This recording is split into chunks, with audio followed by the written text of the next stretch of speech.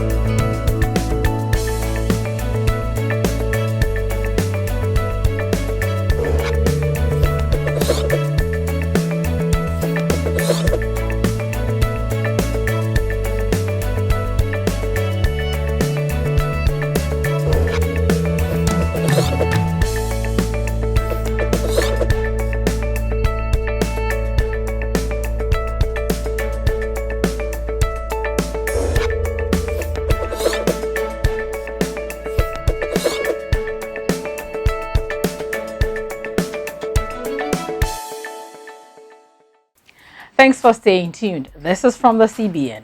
It's been more than 3 weeks since the last meeting of the CBN Monetary Policy Committee (MPC), where the committee considered the potential adverse effect of persistent rise in inflation on output growth and household income, urging the monetary and fiscal authorities to sustain collaboration in order to address inflation and incentivize domestic investment to reduce unemployment and boost output growth.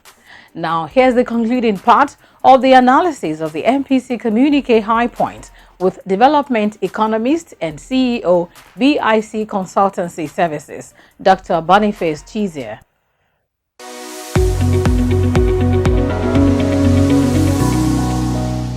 Now, considering Nigeria's situation and current economic realities, which one can Nigeria work on? Is it the supply side of Forex or the demand side? Which one is easier to work on presently? Well, I think it's often easier. The supply side is difficult, so you have to try and work on the demand side.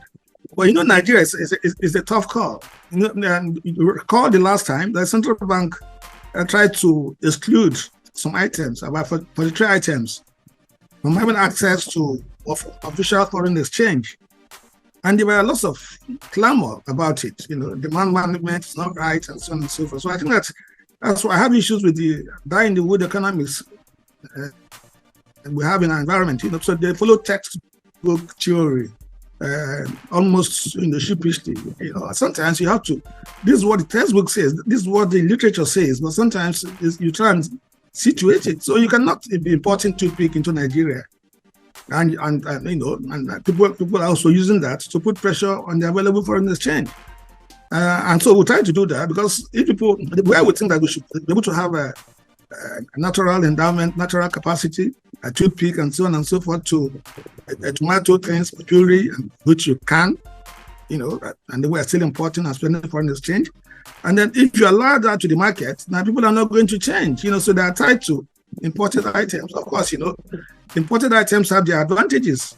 You import them, they are sure of their quality. And sometimes even some of those things are even, in order to gain market share, some of those things are also subsidized indirectly. Okay. So they sell them, they import them here. And sometimes they are cheaper than what you produce locally. But of course, if you produce locally, there are all sorts of add-on activities, so you create employment, you give purchasing power, and so on and so forth, and you pay tax, and so there are advantages. So there are certain things that you, of necessity, will have to try and produce locally because we need to grow local capacity. One of the problems we've had in our economy is that over the period, even those things we try to, if you take a car manufacturing in Nigeria, whereby we imported knockdown parts and then we try to assemble them here, Volkswagen and so on. In fact, we have some trucks too. We couldn't hold them because if you held them, we expect that the parts you import, you begin to delete those importations, you begin to grow, you begin to do backward integration, you begin to get people to learn. So you are talking of transfer of technology, so that's the way to go. So moving on now, the MPC also observed that there has been relative stability in the banking sector, considering some key financial soundness indicators. But there is concern over the potential impact of recent policy reform in the country. And the committee, therefore, wants the CBN to act proactively to ring fence the banking system from any possible second round effects. Could you shed more light on that? Well, I think that to a large extent, the banking system in Nigeria is stable. We've not had issues. If you recall, not too long ago, there are some minor crises, in America. When the Republic Bank, Signature Bank, and Silicon Bank, they got into crisis. I think they failed eventually. But for quite some time, we've not had any failure in Nigeria, none that I know of. And so I think that we are doing okay. I think that the banks don't fail like that.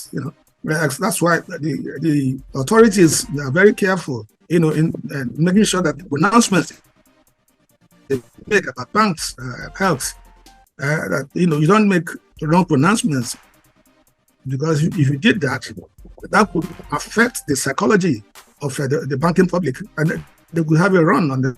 And so it becomes a self-fulfilling prophecy. So I think that as far as you and I know, we don't have any issues with banks in Nigeria. But of course, in terms of banks being ranked, we know that there are some banks there at the forefront, and they've done excellently well.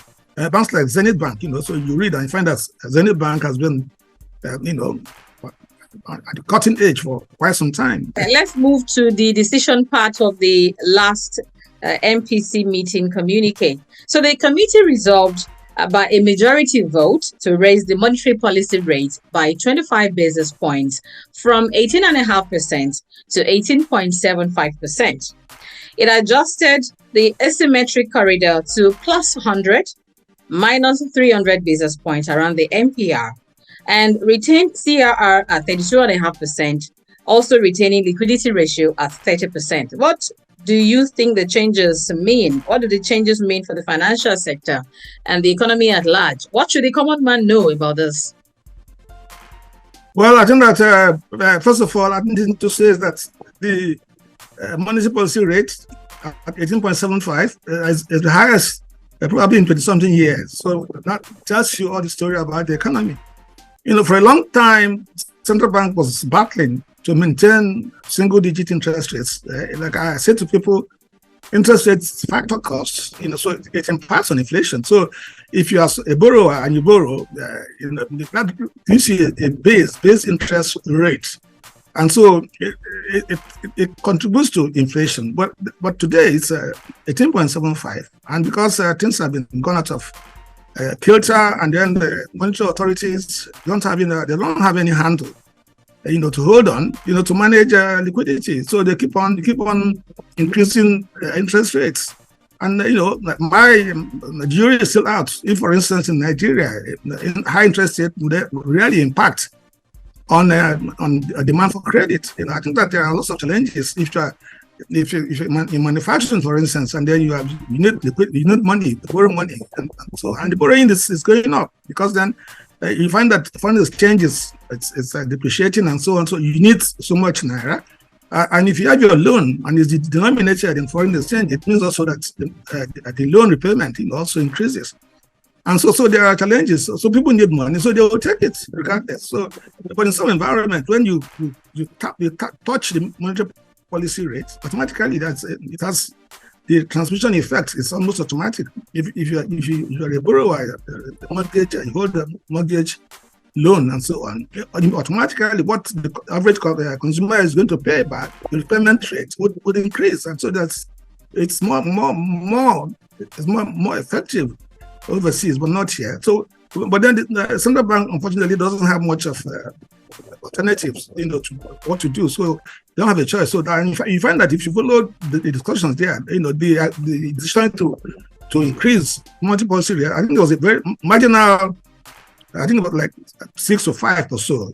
Yes. So I think it's something that most people have to be very careful about. But my take is that monetary policy rates elevates the interest rate structure in the economy, and that has also negative implications.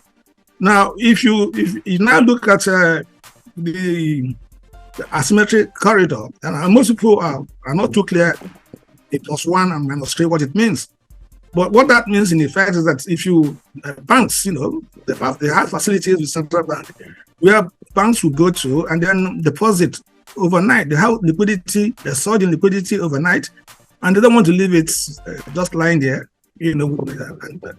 without earning any interest. Of course, those monies belong to customers and they have to pay interest to customers.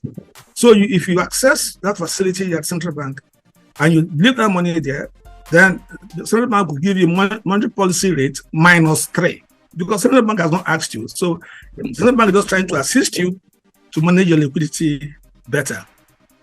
But on the other hand, the central bank says you should deposit money with it, sometimes for prudential reasons. So you have cash reserve ratio, I think it's at 32.5. So you now, whatever money you've collected, 2.5% of it, deposit with central bank. Then it's only logical that central bank should pay you some interest on that money, because that money belongs to customers and the banks will have to pay interest to customers. But because prudential considerations, central bank has said you should deposit that money with them. So central bank is only expected that they pay you some interest on that money that you deposited, because you deposited it on their own instruction. So they'll now pay you monetary policy rate 18.75 plus 1%. So that's what it is. The liquidity ratio, again, is prudential, is the percentage of the liquidity you have that you should maintain in cash. So to make sure that you don't overtrade, you don't overlend, so you don't have a run. People don't come to you, they deposit money with you, they want to get their money, like it happened recently during the currency change, and they're not able to withdraw their money. Now that's not good for any bank. It's not good for the system. It undermines confidence in the system. So central bank says you should put 30%, of your collections you have as liquidity. So I think that's exactly what it is. Really, you've pretty much touched on the decisions made by the MPC at its last meeting, and it's on that note that we will wrap it up for now. Many thanks for your time and your analysis, sir. Thank you, MSC, for having me. God bless.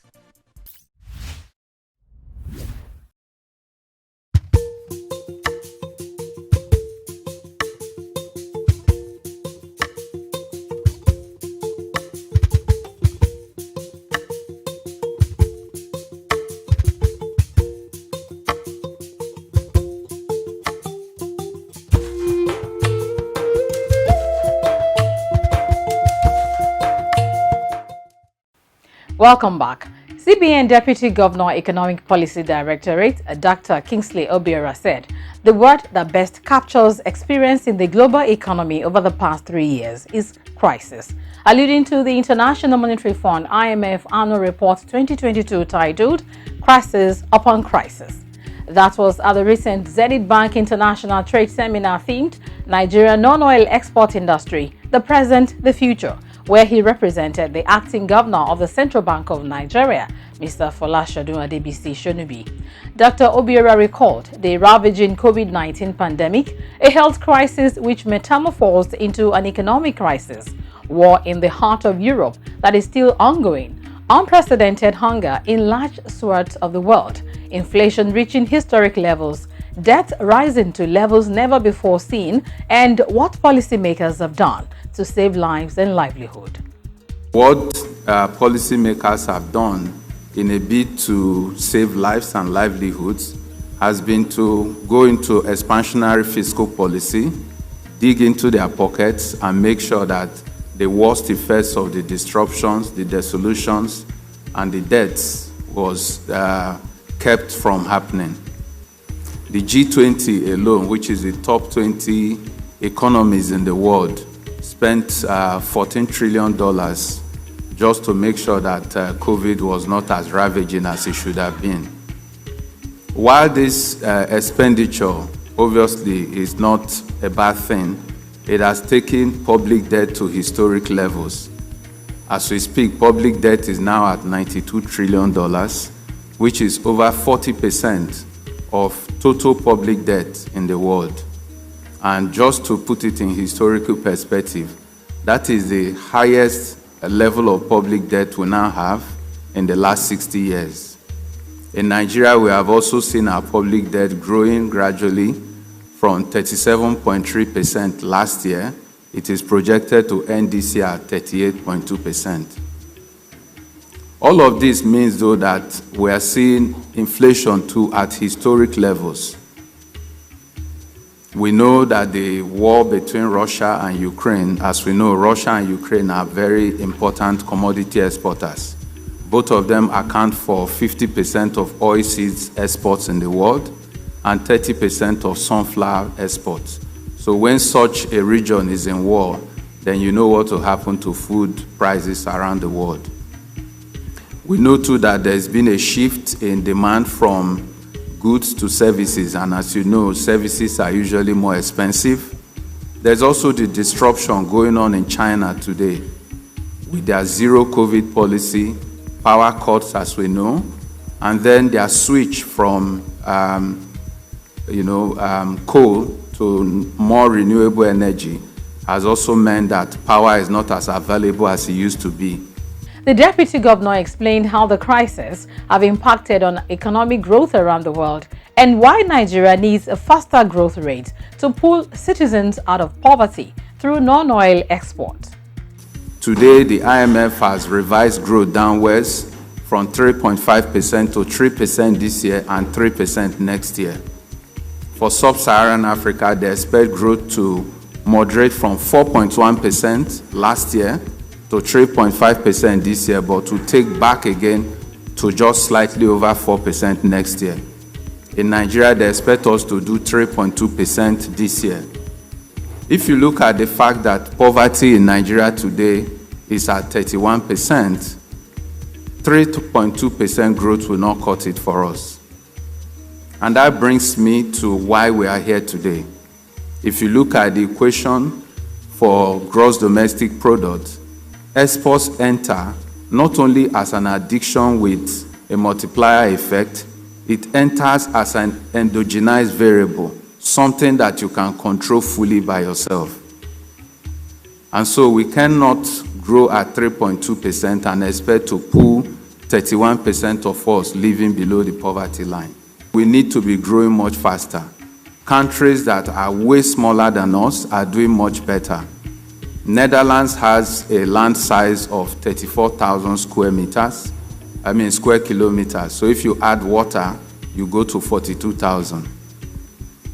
It might interest you to know that non-oil exports from Netherlands is 29% of their GDP.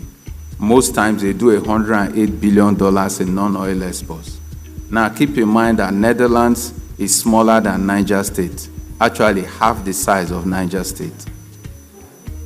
I'll give you another example. Ireland is a country that sits on just about 70,000 square kilometers, and they routinely do non-oil exports of $170 billion. So we can do better.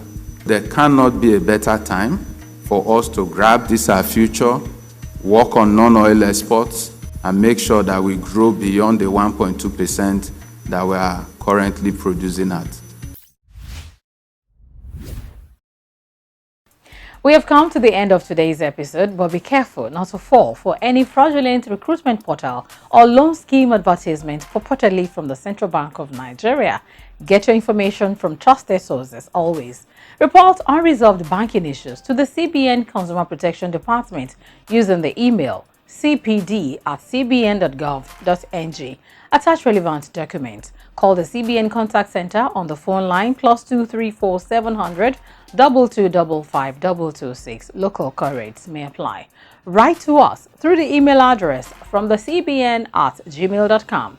Follow us on Facebook, YouTube, Instagram, and Twitter for updates and to watch uploaded episodes of the program. We invite you to join us again next time. I am Misi Dada. Stay safe and bye for now.